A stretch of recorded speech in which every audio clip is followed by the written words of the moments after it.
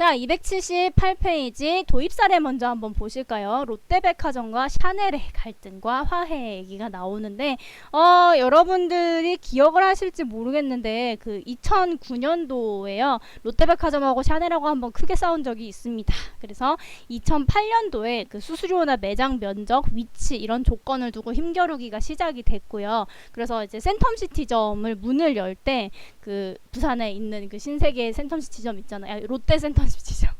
신세계가 아니고 롯데 센텀시티점의 문을 열 때 이제 거기에 샤넬이 들어옴으로 인해서 이제 뭐 수수료라든지 이런 것들을 협상을 해야 되잖아요. 근데 그런 부분에서 샤넬이 되게 무리한 요구를 했었다고 합니다. 근데 보통은 이런 명품 브랜드들 같은 경우에 중거력이 굉장히 있잖아요. 우리 앞에서 이제 힘을 배우셨으니까 그런 부분 때문에 대부분은 요구 조건이 받아들여지는 경우가 많은데 롯데가 되게 이례적으로 거부했습니다. 그리고 샤넬 같은 경우에도 기분이 나빴겠죠. 그래서 이제 롯데의 갑질이다라고 얘기를 했었고, 그래서 싸우다가 결국에 2009년도 1월 달에 철수를 하게 됩니다. 그래서 본점이랑 잠실점, 영등포, 노원, 부산, 대구, 광주점에서 쏙 다 빠져요. 그래서 그렇게 계속 싸우다가 2015년 9월 달에는 또 면세점 갈등이 있었던 적이 있고요. 그래서 매장 면적이나 이것도 역시 수수료 이런 데서 갈등이 있었고, 샤넬 같은 경우에는 수수료는 다른 데보다 싸게 넣어달라고 그러고 매장은 다른 데보다 크게 달라고 그러고 그러기로 되게 유명한 그런 브랜드거든요. 그래서 그런 갈등이 계속 발생을 했었고요. 그래서 이제 뭐 협상을 하려고 노력을 했는데 잘 안 됐었습니다. 그래서 되게 극단적으로 샤넬이 그냥 빠졌고요. 그러다가 2012년 8월 달에 이제 조금 갈등이 봉합이 돼가지고 일부 점포가 입점을 했고요. 대외적으로는 갈등이 종료됐는데 그러고도 한 4년을 더 갈등이 있었어요. 그래서 2016년 11월까지는 철수했던 그 7곳에 다 들어가지는 않았고요. 몇 곳만 다시 이제 입점을 했었고 2016년 11월 달이 돼서야 이제 철수했던 7곳 점포에 모두 재입점을 해서 완전히 갈등이 봉합이 됐습니다. 그래서 근 7년간 갈등이 있었던 그런 이제 예시죠. 그래서 유통경로상의 갈등은 뭐 이거 외에도 정말 많이 발생을 하고 있고요. 지난 시간에 힘 얘기하면서 남양유업 얘기했었잖아요. 뭐 그런 형태의 갈등은 뭐 지금도 비일비재하게 많이 일어나고 있겠죠. 그죠? 그래서 유통경로상의 갈등은 이렇게 이제 힘의 행사 과정에서 발생할 수 있는데요. 이런 갈등들이 무엇이고 어떻게 관리하는 게 바람직할 것인지 그 다음 장을 넘겨서 한번 배워보도록 하겠습니다. 280페이지. 자, 일단 유통경로상에서 갈등이 발생하는 원인에 대해서 한번 보시면은요. 일단 경로 구성원들 간의 상호 의존성이 높을수록 그리고 경로 구성원들의 목표 그리고 관계 참여 동기가 서로 다를수록 사소한 이해관계의 상충에도 서로의 활동에 간섭할 가능성이 높아지게 되는데요. 당연히 이때 갈등의 발생 가능성도 높다라고 할 수 있습니다. 그래서 서로 되게 끈적끈적 치근덕하게 붙어 있긴 있는데 네가 원하는 거랑 내가 원하는 게 달라. 그러면 되게 지질하게 싸우게 되겠죠. 그래서 그런 경우에 갈등이 많이 발생을 할 수 있다라고 얘기를 하고 있고요. 그렇다면 갈등이 과연 무엇이냐? 갈등의 정의를 한번 보시면은요. 일단 사전적으로는 이렇게 정의하고 있습니다. 실제 혹은 기대되어지는 제반 반응들의 비양립성으로부터 야기되는 둘 혹은 그 이상의 사회적 실체들 간의 긴장 상태라고 얘기를 하네요.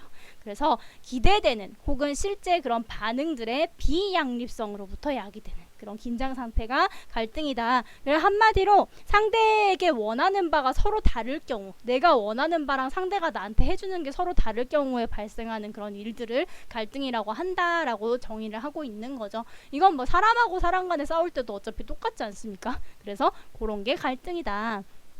그래서 유통경로 갈등은 하나의 경로 구성원이 자기의 목표들을 달성하려고 하는 데 있어서 다른 경로 구성원이 방해하거나 해롭게 하는 행동에 종사하고 있다라고 지각하는 그런 상태, 그것을 유통경로 갈등이라고 부른다. 그래서 내가 잘해보려고 하는데 그래서 같은 목표를 갖고 같이 가줬으면 좋겠는데 상대방이 그게 아니어서 내가 하는 일에 뭔가 타격을 받을 때 당연히 그럴 때는 싸움이 발생을 하겠죠.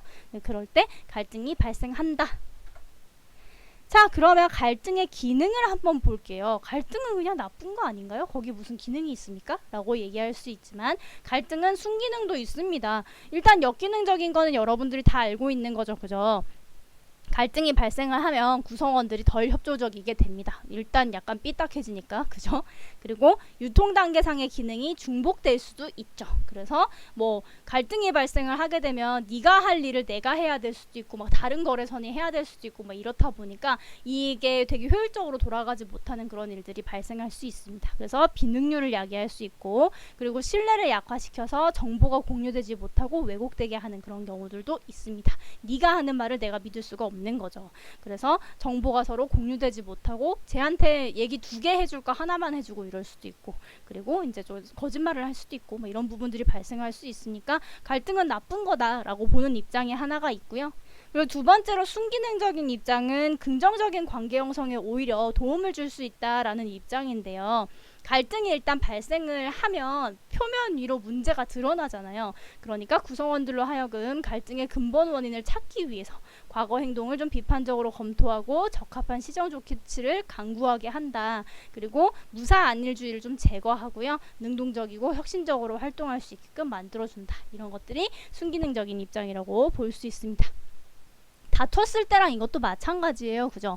이 역기능적인 입장에서 봤을 때는 그냥 막 진흙탕 싸움이 이렇게 됐을 때는 역기능적인 입장이 훨씬 더 많겠죠. 너도 나도 넉다운 돼 버리는 경우. 근데 이제 좀 맞춰가려는 노력으로 다툼이 발생을 하는 거는 결국엔 비온 뒤에 땅이 굳듯이 훨씬 더 두 사람 사이를 돈독하게 만들 수도 있습니다. 그것과 유통관리에서 일어나는 갈등도 마찬가지라고 보시면 되겠죠. 그래서 그런 얘기가 있어요. 의사소통이 되게 많고 그리고 관계가 수평적인 그런 이제 경로 구성원들 간의 관계일수록 오히려 갈등이 더 많이 표출된다고 합니다. 근데 그게 표출될 수 있는 이유가 더 이상 담아놓지 않기 때문에 그런 거죠. 담아놓거나 숨길 필요가 없기 때문에. 그래서 오히려 자잘한 갈등들은 더 많이 발생할 수 있지만 그 갈등이 더 커지지 않고요. 그리고 이제 이게 나쁜 의미가 아닌 거죠.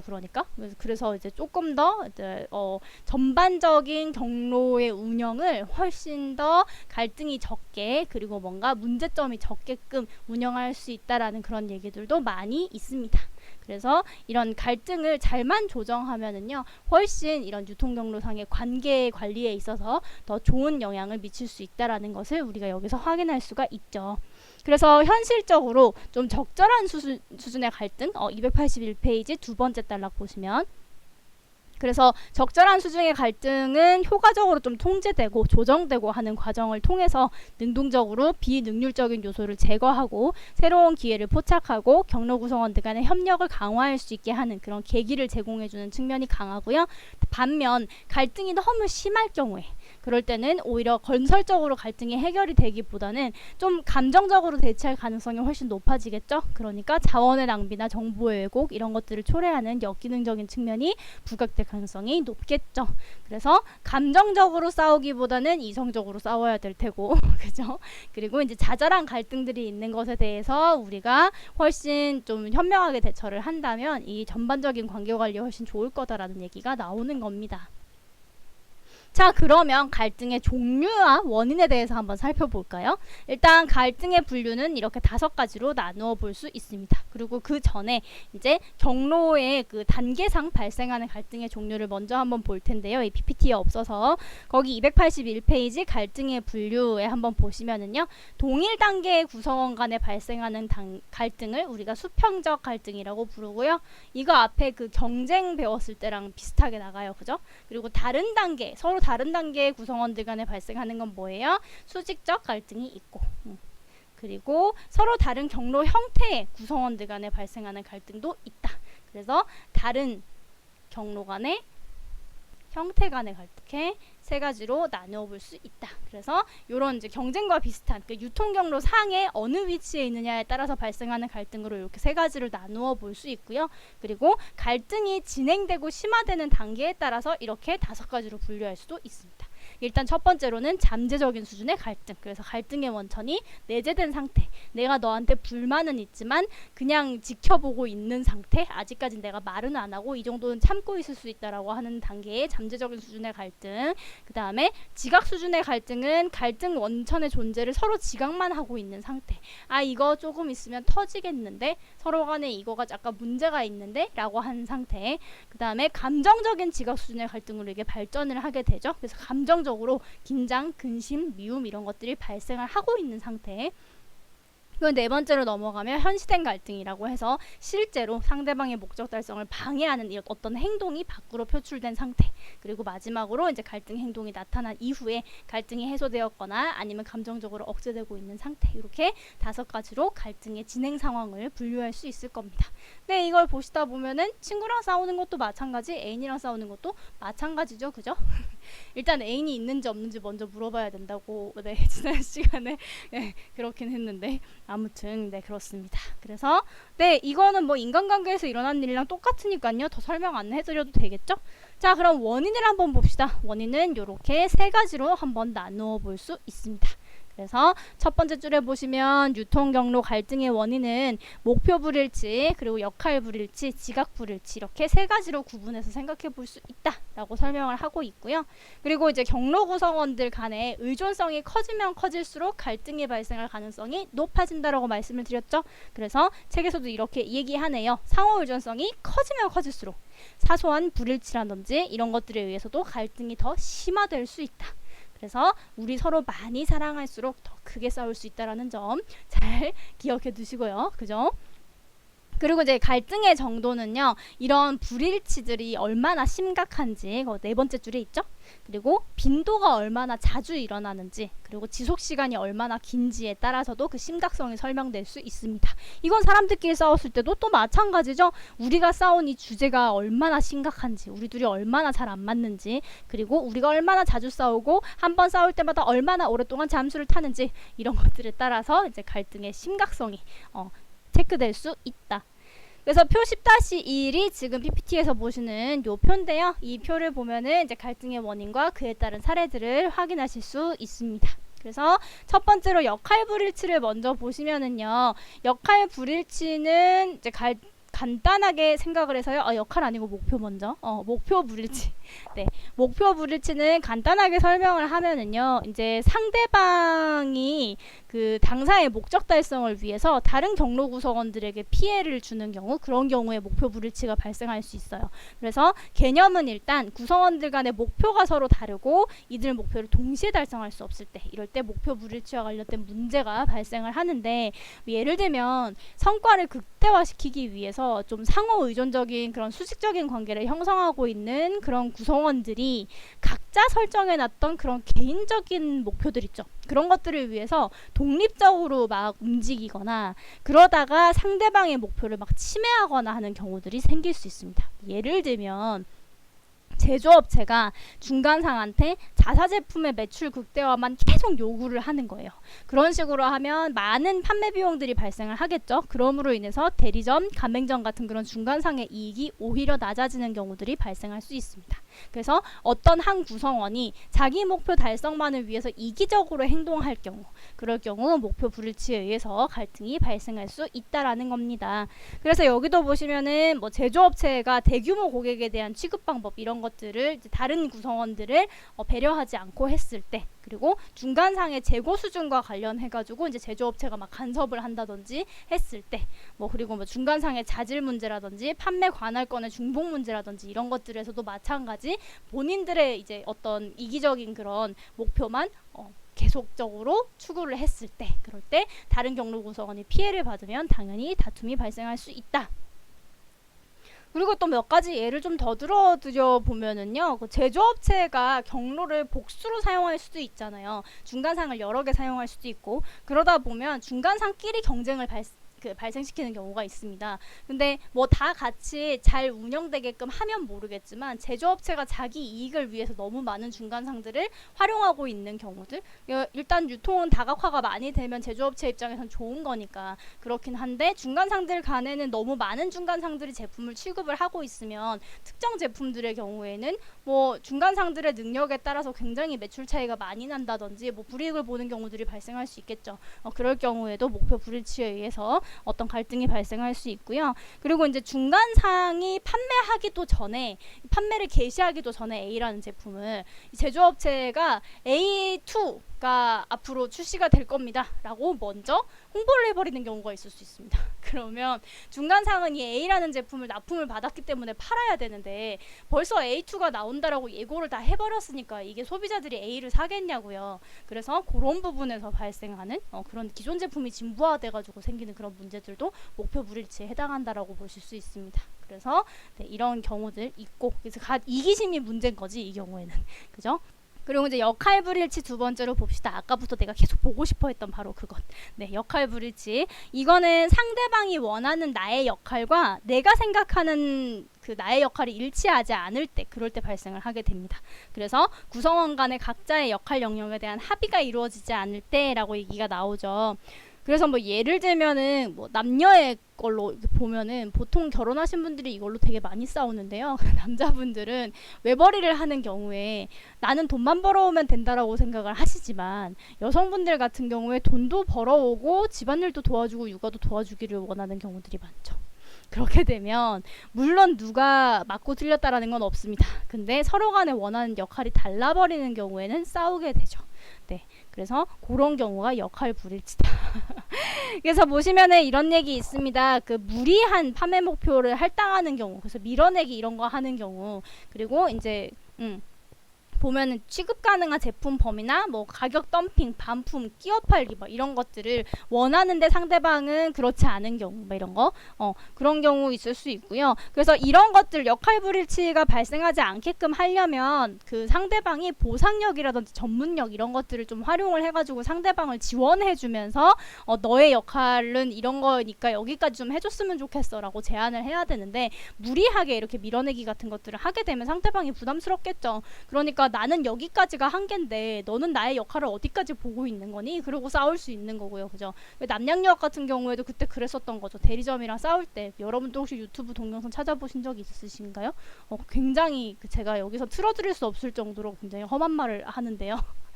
그것도 그렇게 얘기하거든요. 이거 못 팔 것 같으면 그냥 망하라고 막 이렇게 얘기를 해요. 이게 그 대리점의 역할은 그거라고 본사는 생각하고 있는 거죠. 제조업체는. 근데 대리점이 생각했을 때 자기의 역할은 자기가 팔 수 있는 만큼, 자기가 재고를 처분할 수 있는 만큼 파는 게 역할이라고 생각을 하는 거고, 그 양쪽이 생각하는 본인의 역할이 굉장히 다르잖아요. 그런 데서 발생하는 것이 역할 불일치. 자, 그리고 마지막으로 지각 불일치는요, 한마디로 얘기해서 현실인식의 차이라고 생각하시면 되겠습니다. 무슨 말이냐면 동일한 사실이나 실체에 대해서 서로 다르게 지각할 때라고 적혀있죠. 경로 구성원의 의사결정 관련한 그 정보가 서로 다른 경우에 지각 불일치가 일어날 수 있습니다.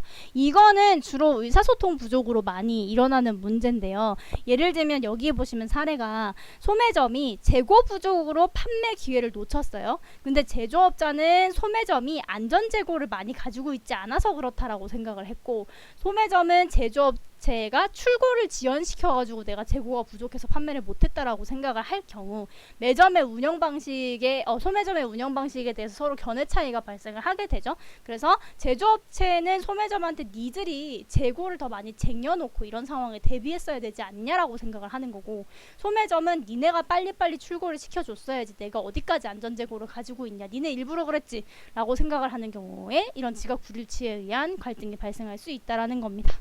서로에게 갖고 있는 선입견 같은 거 있잖아요. 그런 것들에 의해서도 지각 불일치에 의한 갈등이 많이 발생을 하는데, 그 예를 들면은 그 제조업체들이 그 소매상이나 중간상에게 가지고 있는 그 편견 중에 하나가 공급자를 좀 속여서라도 싼 값에 물건을 떼오려고 한다라고 그렇게 생각하는 선입견들이 있을 수 있어요. 그러면 소매점에 크게 많이 남기지 않고 물건을 가져가는 건데, 나 괜히 후려치기 당하고 있는 거 아니야? 라고 생각을 하면서 뭐 다른 이제 제조업체들이랑 막 얘기도 하고 하면서, 이게 유통망 상황에 따라서 마진이 달라질 수 있는 건데, 그런 부분에 있어서 이제 소매상에게 의심을 하고 이렇게 하기 시작하면서 갈등이 발생하는 경우들도 있고요.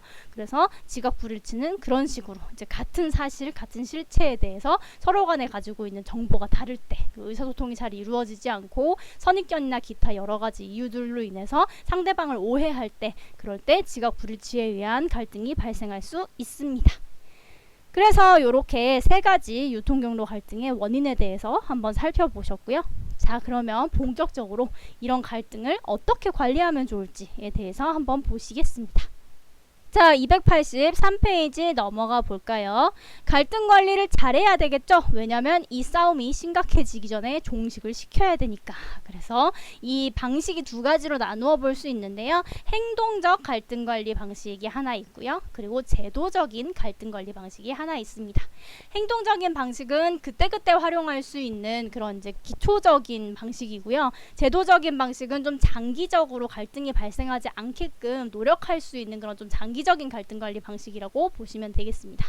행동적인 것부터 하나씩 살펴보시면은요. 일단 첫 번째 문제 해결, 두 번째 설득, 세 번째 협상, 네 번째 정치적 해결 이렇게 되어 있는데 이 단어의 느낌에서 보시다시피 이 행동적 관리 방식 중에서 문제 해결에서 정치적 해결 쪽으로 가면 갈수록요. 공동 목표의 내부화 수준이 낮고 상호 호혜적인 수준도 낮고 갈등 해결 과정에서 수반되는 비용 발생 가능성도 낮고 갈등 관리의 영역도 비포괄적이고 그리고 특히 근본 원인을 해결하기가 어려워집니다. 그래서 그 애지간하면 문제 해결로 해결을 하는 게 제일 좋고요. 정치적 해결로 가면 서로 간의 감정이 좀 안 좋아집니다. 근데 뭐 비용 같은 경우에는 정치적 해결이 가장 적을 수는 있는데 왜냐면 문제 해결 방식을 사용을 하게 되면 뭐 교육이라든지 아니면 양보라든지 이런 것들을 해야 되거든요. 뭐 지원이라든지 이런 것들을 해줘야 되니까 비용이 발생할 가능성은 높은데 장기적인 관계에서 봤을 때는 비용이 조금 발생을 하더라도 이런 문제 해결과 같은 좀 부드러운 방법을 사용을 하는 것이 훨씬 낫죠. 어쨌든 이제 하나하나 한번 살펴보면은 문제 해결은 일단 기본적으로 대화로 푸는 방법을 문제 해결이라고 합니다. 그래서 상위의 공동 목표를 잘 설정하고 이것의 달성을 추구함으로써 상호가 만족할 수 있는 해결책을 찾고자 하는 그런 좀 포괄적이고 높은 위험을 수반하는 활동들이라고 얘기를 하는데 뭐 정보 교환이나 교육이나 양보 이런 것들 그리고 회의 이런 것들을 통해서 서로 간에 뭐 위험은 어느 정도 부담을 해야 되지만 그래도 이제 말로 어떻게 좀 해결을 하려고 하는 우리 서로가 뭔가 위험 부담을 조금 같이 떠안더라도 양보를 하려고 하는 그런 형식의 해결 방식이 문제 해결이라고 보시면 되겠습니다. 그래서 정확한 정보를 교환한다든지 아니면 상대방을 교육시켜 준다든지 양보해 준다든지 새로운 대안들에 대해서 지속적으로 논의한다든지 그리고 공동 목표의 장애 요인을 찾아내 가지고 같이 해결을 하려고 노력을 한다든지 이런 것들이 문제 해결에 해당을 합니다. 그 다음에 이제 두 번째 설득으로 넘어가면은요. 문제 해결은 토론에 가깝죠. 근데 설득으로 넘어가면 한쪽이 상대방을 일방적으로 설득하는 그런 단계가 됩니다. 그래서 하위 목표상의 차이가 어떤 정보 교환이나 회의 이런 것들만으로는 해결이 안 될 때 이런 차이를 줄이기 위해서 상위에 우리가 만들어 놓았던 공동 목표에 연관을 시켜서 상대방을 좀 수정해 보려고 하는 그런 시도들을 설득이라고 합니다. 그래서 비강압적인 영향력을 사용을 해야 설득이 되겠죠. 아니면 그건 강요니까. 그래서 이런 비강압적인 영향력의 원천을 바탕으로 해서 이제 상대방의 인식을 수정을 하고 보통 이제 보상력이라든지 전문력이라든지 이런 것들을 사용을 해가지고 상대방을 설득시키는 거죠. 그리고 리더십을 바탕으로 해서 상대방의 인식을 수정하고.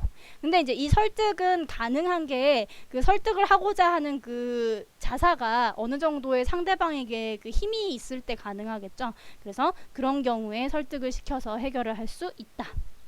그 다음에 세 번째가 협상입니다. 협상은 당사자들 간의 목표 차이가 좀 굉장히 커서 공동의 목표를 추구하기보다는 새롭게 협의를 해가지고 최소한 갈등이 더 증폭되지는 않도록 하는 것이 협상입니다. 그래서 근본적인 긴장 상태는 어쩔 수 없이 잔존합니다. 그래서 이건 미래의 다른 갈등을 야기할 수 있는 그런 불신은 있습니다. 그래서 상호 간 일부 양보를 해가지고 이 정도에서 타협하자라고 하는 게 협상이라고 보시면 되겠고요. 이 협상이 제대로 작동을 하려면 당연히 신뢰가 굉장히 중요하겠죠. 그리고 힘을 행사해가지고 어떻게 협상을 해보려고 압박을 가하는 게 아니라 타협 그리고 교섭 이런 것들을 지속적으로 하면서 협상을 하는 것이 굉장히 효과적일 것이다 라고 또 얘기할 수 있겠습니다. 그래서 다 비슷비슷한데요. 이 강도가 조금씩 다르죠. 그죠? 문제 해결에서부터 협상까지 오는데. 자, 그리고 이제 마지막으로 정치적 해결인데요. 정치적 해결은 이제 제3자를 끌어들이는 것을 정치적 해결이라고 합니다. 우리 둘이서는 도저히 답이 안 나와.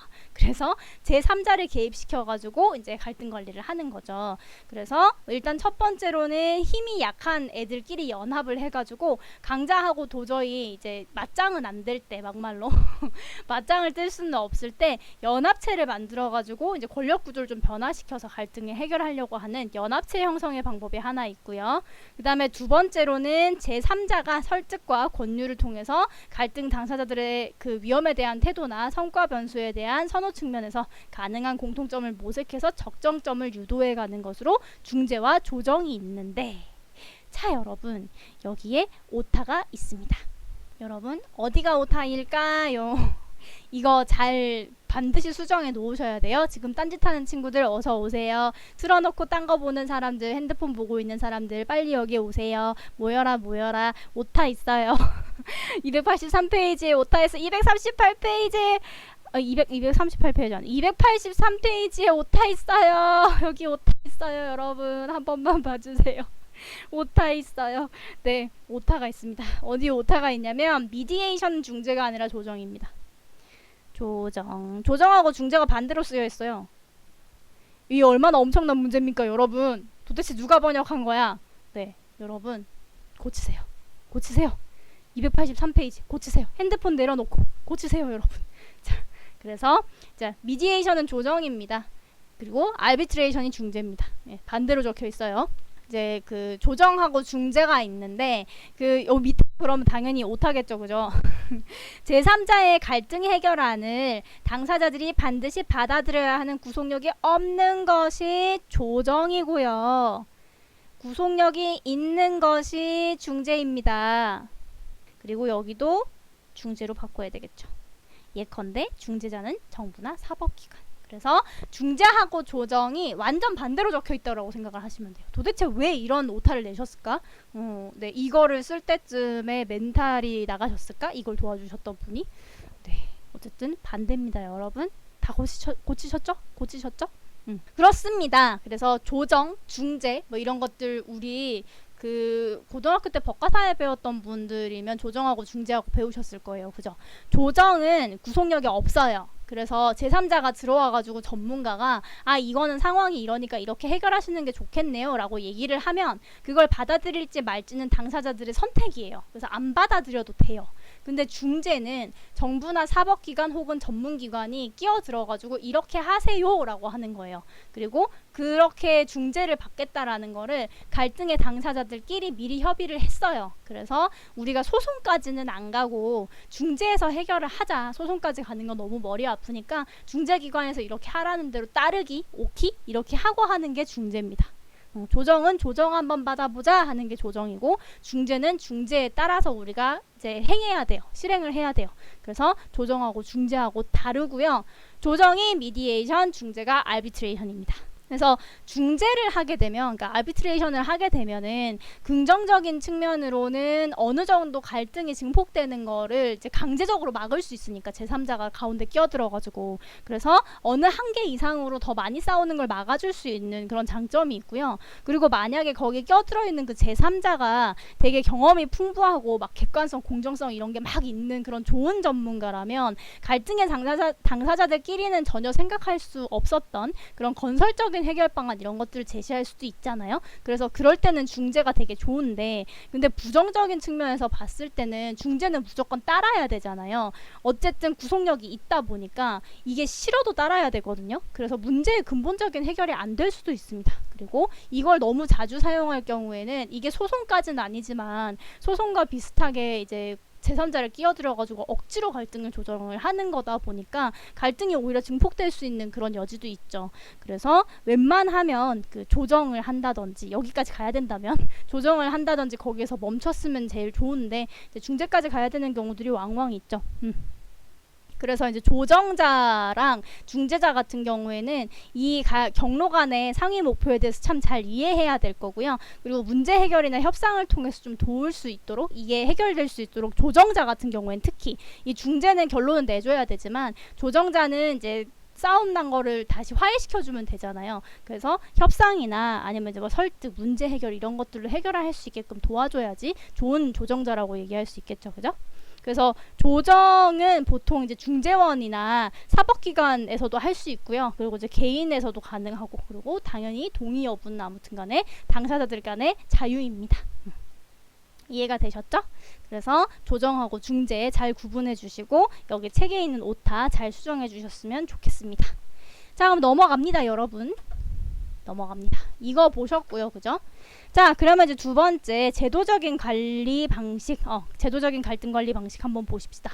이거는 지속적으로 갈등을 관리하기 위해서 만들어 놓은 그런 제도들을 얘기를 하는 건데요. 갈등 해결을 위한 제도적인 방법이다라고 얘기가 나오죠. 그래서 유통경로상의 리더에 의해서 정책적으로 시행되는 그런 방식입니다. 그래서 좀 체계적이고 지속적인 방법으로 해결을 하려고, 갈등이 이제 크게 발생하지 않도록 하려고 이렇게 노력하는 그런 방법들이고요. 경로 구성원들 간의 상호작용이나 의사소통 이런 것들을 좀 활발하게 하려고 하는 것을 목표로 합니다. 그래서 이렇게 네 가지가 있는데요. 경계인을 활용하는 것, 그리고 협회에 공동 가입하는 것, 그리고 인력을 교류하는 것, 위원회를 구성하는 것, 이렇게 있습니다. 자, 경계인을 활용하는 거는요, 국제관계에서 경계인을 많이 활용하죠. 이제 해당하는 국가에 파견되어 있는 대사나 외교관처럼 경로 구성원들 간의 경계에서 그들의 관계를 관리하는 어떤 경계인을 만들어 놓는 것을 의미합니다. 그래서 예컨대 경영 자문을 위해서 소매점포에 파견된 전문가를 예시로 지금 들고 있죠. 그래서 뭐 공장 전문가나 경영관리 전문가, 뭐 기업 연락관 이런 직업을 가진 분들이 계세요. 그래서 그런 분들을 활용을 해가지고 서로 간의 의사소통을 좀 원활하게 할 수 있게끔, 그리고 관계관리를 좀 할 수 있게끔 하는 것이 경계인 활용입니다. 그 다음에 이제 이런 경계인들의 영향력이 잘 발휘될 수 있게 하려면 감투 하나 정도는 씌워줘야 되겠죠, 그죠? 그래서 충분히 지위를 보장을 해주고 그분들을 경계인으로 활용을 해야 어느 정도 서로 간에 말이 잘 통한다. 그 다음에 두 번째로는 협회에 공동적으로 가입을 하는 그런 방법이 있습니다. 그래서 경로 구성원들이 그 관련된 협회에 같이 가입을 하는 거예요. 근데 이거는 협회 모임이 있을 때만 산발적으로 의사소통이 이루어지기 때문에 일상적으로 계속 일어나는 갈등들을 해소하기에는 무리가 있고, 대신에 특별한 이슈가 이렇게 발생을 하거나 전체 그 업계에서 발생하는 어떤 이슈가 있을 때, 그럴 때는 이제 협회에서 같이 서로 간의 의견, 그리고 업계 의견을 같이 들으면서 조정할 수 있으니까 좋겠죠. 그래서 이런 게 있고, 그 다음에 이제 인력 교류 부분이 있는데, 특정 기간 동안 상호 인력을 교류하는 겁니다. 마치 포로처럼 포로는 좀 이상한 얘기고요. 그 갈등의 핵심이 되는 분야에 인력을 파견하는 거예요. 그래서 우리 회사에 예를 들면 이제 과장님 한 분을 저쪽 이제 그 경로 구성원들의 회사에다가 파견을 시켜가지고 뭐 작게는 한 달에서 길게는 1년까지 거기서 근무를 좀 같이 하게끔 하는 거죠. 그러면 이제 거기에 내부에 들어가서 보면 훨씬 정보를 얻을 것도 많을 거고, 이제 가까이에서 얘기를 들을 수 있으니까 이런 갈등의 원인이 어디에 있는지 파악하기가 수월할 겁니다.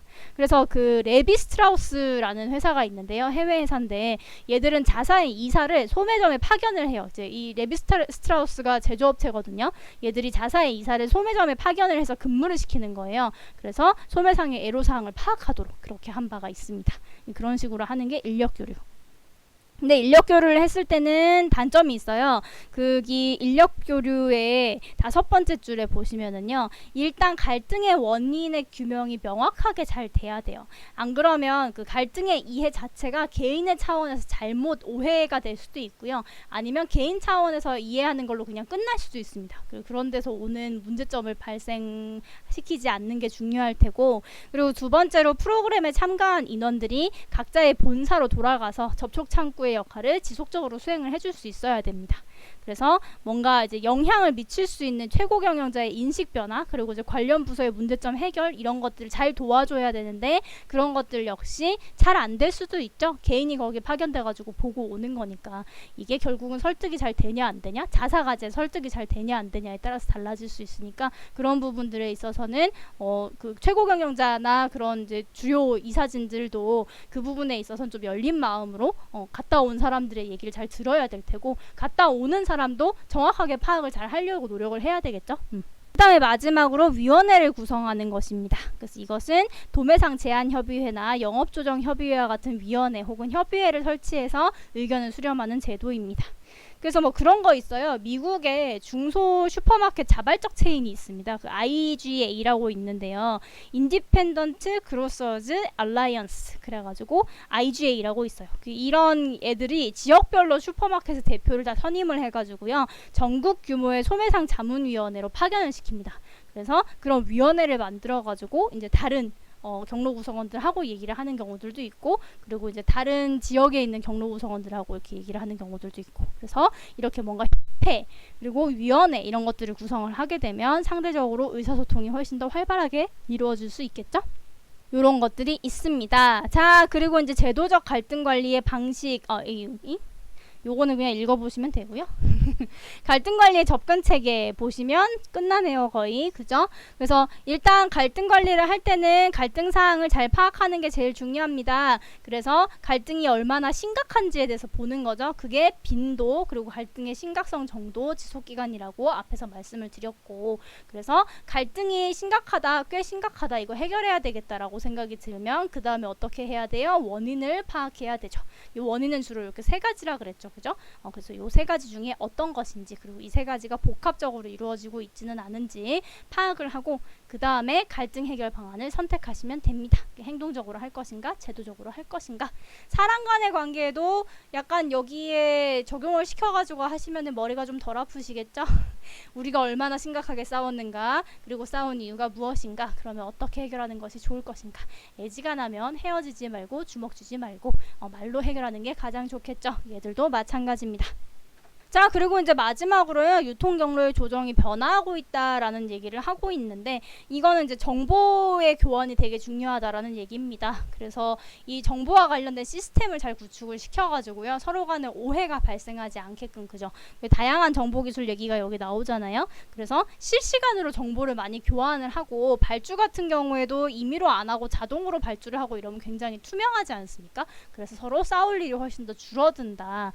그리고 뭐 이제 기존에 경로를 조정하던 그런 믹스들이 그대로 역할을 제대로 앞으로도 할 것인가에 대한 것은 되게 의문이거든요, 사실상. 그래서 그런 것들을 관리해 줄 수 있는 좋은 시스템이 있으면 좋지 않겠나라고 하는 게 여기에서 얘기하고자 하는 바입니다. 근데 그런 것들도 물론 중요하겠지만 이게 아무래도 전부 기계가 하는 일이 아니라 사람이 하는 일이다 보니까는요, 이런 경로 간의 갈등을 잘 해결할 수 있게끔 관계관리가 선행되는 게 물론 중요하지 않을까라는 생각을 저는 합니다.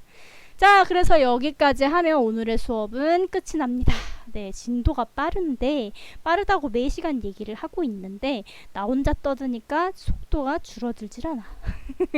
그래서 오늘도 후루룩 10장을 하나 끝내버렸네요. 이거 반으로 잘라가지고 하려고 했는데 도저히 안 되겠어요. 자, 그러면 우리 또 폭풍같이 다음 시간에 또 진도를 나가보도록 합시다. 여러분, 오늘도 수고하셨습니다. 수요일날 만나요. 네.